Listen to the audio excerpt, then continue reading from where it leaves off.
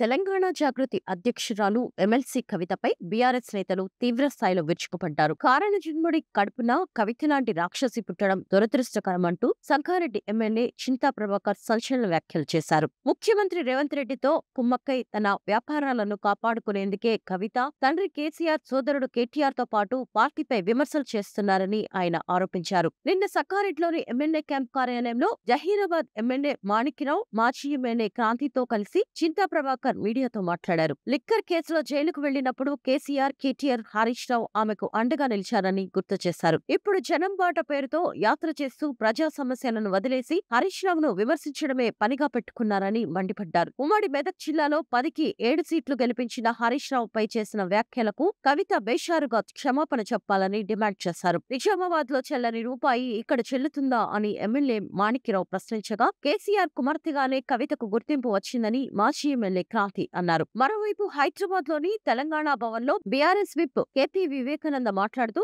కవిత Congress trap లో పడ్డారని, ఆమె వ్యాఖ్యలు కాంగ్రెస్ కు ప్రయోజనం చేకూర్చేలా ఉన్నాయని ఆరోపించారు. 10 ఏళ్లు పదవుల్లో ఉన్నప్పుడు లేని సమస్యలు ఇప్పుడెందుకు గుర్తొస్తున్నాయని ఆయన నిలదీశారు. జూబ్లీహిల్స్ ఉప ఎన్నిక తర్వాత కవిత మాట తీరు మారిందని విమర్శించారు. కేటీఆర్, హరీష్ రావులపై ఆమె చేసిన వ్యాఖ్యలను తీవ్రంగా ఖండిస్తున్నట్లు వివేకానంద తెలిపారు.